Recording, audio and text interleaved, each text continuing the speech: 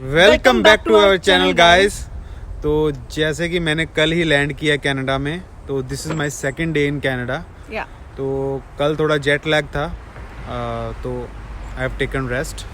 कल यहाँ पे थैंक्स गिविंग डे भी था। हाँ, तो बड़े स्पेशल दिन पे आए हैं परीक्षित, और पूरे कनाडा की छुट्टी करवा दी। सारे कनाडा मेरे को एक्चुअली थैंक्स कर रहा था कि आप आ गए हो। क्योंकि थैंक्स गिविंग पे गाइस यहाँ छुट्टी होती है। यूएसए में थैंक्स गिविंग होता है नवंबर में, और थैंक्स गिविंग कनाडा में होता है अक्टूबर में। तो कल जो है थैंक्स गिविंग था, इसलिए सारी जो गवर्नमेंट एजेंसीज हैं, बैंक्स हैं, सब चीज़ें बंद थी। तो हम कुछ कर नहीं पा रहे थे कि जो एक न्यू इमिग्रेंट को चीज़ें करनी होती है यहाँ। तो गाइस हम आपको पूरा एक तो प्रोसेस बताएंगे कि न्यू इमिग्रेंट को क्या क्या करना होता है विद इन 1 वीक। साथ ही साथ नेक्स्ट वीडियोस में आपको स्पॉन्सर स्पॉन्सरशिप का पूरा प्रोसेस बताएंगे कि क्या क्या आपको कॉशंस लेने हैं, क्या क्या आपको डॉक्यूमेंट्स देने हैं। तो सारा एक बार आपको प्रोसेस बताएंगे, सो दैट आपकी फाइल कहीं भी ना अटके न्यू दिल्ली में, मतलब कोई उसमें रिफ्यूज़ल ना आए, क्योंकि उसके बाद बहुत ही ज़्यादा हैजल होता है। अगर कोई रिफ्यूजल आए तो पूरा प्रोसेस दोबारा से करना पड़ता है। हाँ, और कई बार वो फाइल भी रिटर्न कर देते हैं अगर कोई मिसिंग डॉक्यूमेंट्स हो। इवन एक सिग्नेचर भी अगर मिसिंग होगा, आपको पता चलेगा कि 5-6 महीने बाद देखो ना रिटर्न योर फाइल। हाँ, वो फिर बहुत दुख लगता है। तो इसके ऊपर भी एक पूरी फुल फ्लेज्ड डिटेल वीडियो बनाएंगे। हाँ जी, जिसमें प्रोज एंड कॉन्स होंगे, पूरा प्रोसेस होगा। तो अगर हम अपनी बात करें गाइस, तो हमारे प्रोसेस में परीक्षित को यहाँ आने में, और जब मैंने फाइल अप्लाई करी तो it took around 11 months, little more than 11 months. मतलब आप 12 मंथ्स ही मान लो। हाँ, तो मतलब अभी 20 दिन कम थे सिर्फ। हाँ, अभी एवरेज जो प्रोसेसिंग टाइम है वो तो बहुत ज्यादा ही हॉरिबल है। 23 मंथ्स। तो एक्चुअली उतना नहीं लगता। जो कुछ केसेस अटक जाते हैं या जिनमें कुछ बहुत प्रॉब्लम होती है, दे आर वेरी कॉम्प्लिकेटेड और समथिंग, उनमें लगते हैं 2-2, 3-3 साल भी। इफ यू आर अनफॉर्चुनेट और something, it's totally, I mean it totally depends on your luck. तो कुछ केसेस में even if your file is there in Ottawa, तो कुछ केसेस में इवन 6 to 8 मंथ्स में भी हमने देखा है कि फाइल लगती है। But in our case Ottawa is very fast. हाँ, but in our case it took around 11 months because our file is in New Delhi visa office. तो हम थोड़ा अनलकी थे कि हमारी फाइल एनडीवीओ चली गई। But still because processing time was 23 months, but we feel so happy. Within a year we got the PR. देर आए दुरुस्त आए। So finally we are united. Yeah.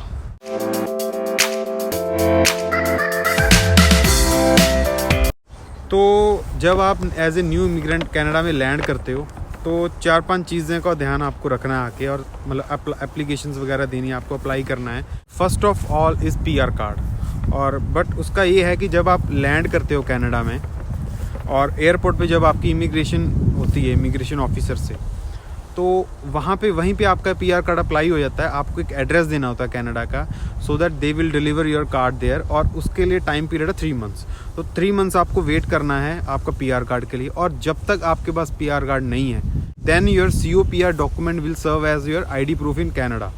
तो गाइस, COPR बहुत इंपॉर्टेंट डॉक्यूमेंट है आपके लिए। आपको वो अपने साथ हमेशा कैरी करना है आपको अपने साथ। वो जो भी आप आगे की हम आपको चीज़ें बताएंगे जो कि बहुत इंपॉर्टेंट है एज अ न्यू इमिग्रेंट। जब तक COPR नहीं होगा, आपके पास कोई ID नहीं है गवर्नमेंट की, तो you must carry your COPR all the time with you. या बट ये मतलब अच्छी बात है कि वो एयरपोर्ट पे ही अप्लाई हो जाता है। You don't have to go, मतलब स्पेशली कहीं और नहीं जाना पड़ रहा है। सर्विस ओंटारियो वगैरह, या आपको किसी गवर्नमेंट एजेंसी या ऑफिस में नहीं जाना। हाँ, सेकंड चीज़ आपको करनी है सिम कार्ड, क्योंकि सिम कार्ड यहाँ पे बहुत ही इंपॉर्टेंट है। क्योंकि आपको फ्यूचर में बैंक अकाउंट खुलवाना है, ड्राइविंग टेस्ट देना है, तो उसके लिए आपको एक नंबर चाहिए। तो उसके बाद आपको सबसे पहले जाना है सिम कार्ड लेने।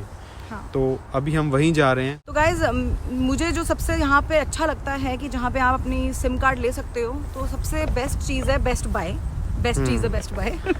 तो बेस्ट बाय में गाइज आपको सारे नेटवर्क सर्विस प्रोवाइडर और कैरियर्स आपको मिल जाएंगे वहाँ पे। और वहाँ पे मोबाइल फ़ोन्स भी होते हैं, मतलब वहाँ पे सब कुछ इलेक्ट्रॉनिक आइटम्स वगैरह होते हैं अवेलेबल। तो इवन अगर आप मान लो मोबाइल नया परचेज़ करना चाहते हो विद सिम प्लान, तो आप वो भी कर सकते हो। नहीं तो आप सिर्फ सिम खरीद सकते हो फॉर द टाइम बिंग, अगर इनिशियली आप आते हो तो।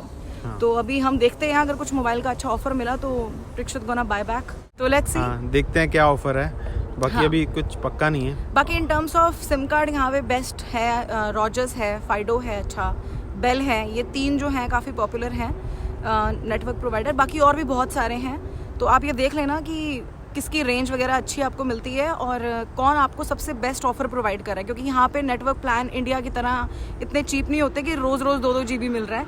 तो थर्ड थिंग जो कनाडा में आपको करनी है, वो एक है हफ्ते के अंदर। हाँ, एक within 1 week, that is to get your SIN number, that is social insurance number. वो सिन मतलब आपका पैन कार्ड की तरह होता है, जिसमें आपका पूरा वर्क प्रोफाइल जहाँ आप जॉब्स करें वो सारा रिकॉर्ड रहता है। SIN number is very confidential, you should never share this number with anybody. और ये हम अप्लाई करेंगे, इसकी एजेंसी है दैट इज सर्विसेज कनाडा। तो आपके पास 3 ऑप्शंस होते हैं सिन अप्लाई करने के। फर्स्ट है आप वॉक इन कर सकते हो डायरेक्टली, सेकंड है आप ऑनलाइन अप्लाई कर सकते हो, और थर्ड है आप बाय मेल भेज सकते हो, जो कि मतलब एक बहुत ही अनपॉपुलर वे है भेजने का, कि पहले आप उनको मेल करोगे, यानी कि जैसे पोस्ट हम कहते हैं ना इंडिया में, तो बेसिकली आप उनको पोस्ट करोगे along with your original passport and COPR। That doesn't make any sense कि आप इतना रिस्क लो। तो वॉक इन में क्या होता है कि आपको अगर रश कम है तो उसी दिन आपको सिन मिल जाएगा। और that is the quickest way. हाँ, that's the most quickest way. तो वही मैंने भी किया था, वही हम प्रेक्षित के लिए भी करेंगे। मैं भी अब वही करने जा रहे हैं कि सिन पहले सबसे पहले लिया जाए। और ऑनलाइन में थोड़ा ड्रॉबैक ये है कि दे गोना टेक 10 days। हाँ, तो फिर 10 दिन लगेंगे आपको, 10 बिजनेस डेज। वो तो कोई पॉइंट नहीं है, उससे अच्छा तो कोई पॉइंट नहीं है, अच्छा है कि आप सीधा वॉक इन ही कर लो। और चौथी चीज यहाँ पे होती है वो है bank account and credit card too. तो that is most important also, क्योंकि कनाडा में गाइस क्रेडिट हिस्ट्री बिल्ड करना इज वेरी इंपॉर्टेंट। जब तक क्रेडिट हिस्ट्री नहीं है आप कुछ सोच नहीं सकते हो कल को कोई एसेट बाय करने का। तो इट्स वेरी इंपॉर्टेंट कि आप अब ये सोच रहे होगे कि यार without credit history credit card कैसे मिलेगा। तो एक्चुअली जितने भी बैंक्स हैं यहाँ पे, एक तो वो न्यू इमिग्रेंट्स के लिए काफ़ी अच्छे ऑफर्स प्रोवाइड करवाते हैं, जिसमें कि जैसे कि फ्री बैंकिंग सर्विस होती है, और कुछ आपको वो इवन गिफ्ट वाउचर्स वगैरह भी प्रोवाइड करते हैं। तो यहाँ पे 5 टॉप 5 बैंक्स हैं, इनमें से आप कहीं पे भी पता कर सकते हो सबसे बेस्ट ऑफर आपको कहाँ मिल रहा है। तो प्रेफरेबली मुझे लगता है कि TD बैंक एंड BMO में ज़्यादातर बहुत अच्छे ऑफर्स चल रहे होते हैं, तो वहीं उन्हीं में से आप, बाकी 5 और भी बैंक्स हैं, मतलब 3 और बैंक्स हैं, sorry, total they are 5 banks. तो आप जो आपको बेस्ट ऑफर जहाँ से मिल रहा है तो वहाँ you can go for it. There and there you can also apply for credit card. Minimum $500 का आपको क्रेडिट तो वो दे ही देते हैं। 500 से लेके 1500 का आपको मिल जाएगा क्रेडिट कार्ड इनिशियली। 5वीं चीज़ अब जो इम्पोर्टेंट है वो है अपने आप को रजिस्टर करना एम्प्लॉयमेंट एजेंसीज के साथ, क्योंकि वो आपको काफ़ी हेल्प करते हैं आपके स्किल्स वगैरह बिल्डअप करने के लिए। जैसे गाइस एम्प्लॉयमेंट एजेंसी, जैसे अगर आपको, वैसे तो इंडीड, लिंक्डइन बहुत अच्छे प्लेटफॉर्म्स हैं जॉब सर्च करने के लिए, it worked for me also. लेकिन क्या होता है कि अगर मान लो you are having a tough time in getting a job, तो एम्प्लॉयमेंट एजेंसीज आपको हेल्प कर देती हैं कि आपको शुरुआत एक कैनेडियन एक्सपीरियंस की मिल जाएगी, जो कि बहुत इंपॉर्टेंट है। शुरुआत में कैनेडियन एक्सपीरियंस के बिना employers are hesitant to hire you. तो एम्प्लॉयमेंट एजेंसी से क्या होगा कि वो आपके स्किल्स के अकॉर्डिंगली आपके रिज्यूमे मांगेंगे वो, और स्किल के अकॉर्डिंग आपको वो बता देंगे कि आप फर्दर अगर स्किल एनहांस करना चाहते हो तो आप क्या कर सकते हो। कोई वॉलेंट्री, आप कुछ कहीं वॉलेंटरिंग करना चाहते हो तो वो बता देंगे, और बाकी आपको वो भेजेंगे कि अगर आप कोई जॉब अवेलेबल होगी आपके लायक। इसके अलावा गाइस प्री अराइवल सर्विसेज की जैसे मैं बात करूं, जो आपको पता होगा कि एक प्री अराइवल आता है जब आप एज अ PR या स्पाउसल स्पॉन्सरशिप के थ्रू आते हो, तो उस प्री अराइवल सर्विसेज का ही ये पार्ट है एम्प्लॉयमेंट एजेंसी। बिसाइड्स आप फ्रेंच लैंग्वेज सीख सकते हो, that too free of cost, और अगर आप अपनी इंग्लिश भी एनहांस करना चाहो तो वो भी कोर्सेज जो हैं प्री अराइवल सर्विसेज के ही अंडर आते हैं। The next thing is to get your driving licence. तो ओंटारियो में ड्राइविंग लाइसेंस लेने के कुछ स्टेप्स हैं, जैसे पहले G1 टेस्ट देना पड़ता है, जो कि है थ्योरेटिकल टेस्ट, जैसे कि इंडिया में भी होता है, तो उसको नॉलेज टेस्ट बोलते हैं। वहाँ हाँ। यहाँ पे नॉलेज सेंटर्स बने हुए हैं ड्राइव टेस्ट के, तो वहाँ पे आप जाके अपना वॉक इन करके वो टेस्ट दे सकते हो। दैट्स अ सिंपल थिंग, मतलब ज़्यादा नहीं है। उसके लिए अलग से वीडियो बनाएंगे जिस दिन मैं देने जाऊँगा। सिंपल नहीं है गाइस, क्योंकि वेटिंग जो है ना हाँ, वेटिंग में टाइम लगता है। हाँ, 3-4 घंटे गए नहीं है ना, तो इसीलिए बोल रहे हैं सिंपल है। हाँ, 3-4 घंटे मेरे को सुना है कि टाइम लग जाता है, ज़्यादा लग जाता है, 6 घंटे लग जाते हैं। बट ये है कि टेस्ट तो 10 मिनट का है। टेस्ट तो डिपेंड करता है गाइस, अगर आपकी अच्छी प्रिपरेशन है, मुझे सिर्फ 5 मिनट लगे थे। तो उसमें 2 सेक्शन होते हैं। ये मेरी एक सेक्शन में 20 आउट ऑफ 20 थे, जो कि ब्रैगिंग। तो उसमें वो था आपका साइन वाला जो सेक्शन होता है, जिसमें जो बेसिकली रोड साइंस के बारे में होता है, और जो सेकंड सेक्शन है वो होता है रूल्स के बारे में। तो उसमें मेरे 20 में से 18 थे। तो मिनिमम दोनों सेक्शंस में आपके जो है 16 आने चाहिए आउट ऑफ 20।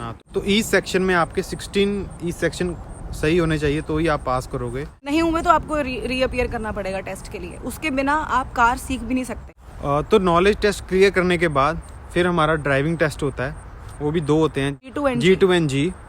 तो G2 में क्या है कि आप अगर क्लियर कर दे तो आप विद इन लाइक टाउन्स और अगर मतलब सिटी के अंदर चला सकते हो, नॉट हाईवे। और G क्लियर करने के बाद आप एक्सप्रेस हाईवे पे चला सकते हो। तो उसके लिए डिटेल वीडियो बनाऊंगा। एक सजेशन मैं दूंगी कि एक्सट्रैक्ट जरूर लेके आओ अपनी कंट्री से, अगर आपको एक्सपीरियंस है। उसके भी बताएंगे आपको बाद में। एक्सट्रैक्ट बहुत जरूर, उसमें आप एक स्टेप आप स्किप कर सकते हो। हाँ, directly you can go with G जो फुल आपका from licence G1 to G आप फुल लाइसेंस जा सकते हो। तो सीधा directly you can drive express highways, तो आपको एक स्टेप बच जाता है। Guys, that's all and we are going first to get the SIM card। उसके बाद हम बैंक अकाउंट खुलवाएंगे क्योंकि वहीं पे है क्रेडिट कार्ड और बैंक अकाउंट वहीं पे बन जाएगा। टाइम लगा तो ड्राइविंग टेस्ट, नहीं तो कल जाएंगे। सो स्टे ट्यून्ड गाइस, बाकी आपको रास्ते में पूरी वीडियो दिखाएंगे, सिम कार्ड जो लेते हुए भी दिखाएंगे। So stay tuned guys. तो आपको थोड़ा बेस्ट बाय का हम व्यू दिखाएंगे कि वहाँ पे क्या क्या चीज़ें होती हैं अवेलेबल, आप क्या परचेज कर सकते हो इनिशियली, क्योंकि काफ़ी कुछ आपको खरीदना होता है। तो आप वहाँ से शॉपिंग कर सकते हो वहाँ से बेस्ट बाय से। तो काफ़ी कुछ आपको ऑफर्स वगैरह वहाँ मिल जाते हैं। और बाकी आपको बैंक्स वगैरह का सेटअप बताएंगे कि कैसा होता है वहाँ पे। और आपको जो है आप थ्रू अपॉइंटमेंट भी जा सकते हो बैंक्स में। आप पहले ही फाइनेंशियल एडवाइजर से अपॉइंटमेंट ले सकते हो या वॉक इन भी कर सकते हो। तो उसमें थोड़ा टाइम लग सकता है। हम तो वॉकिंग ही करेंगे। So stay tuned. तो ये गाइस टॉप मोस्ट एस्पेक्ट्स हैं जो आपको आते ही जिनका ध्यान रखना है।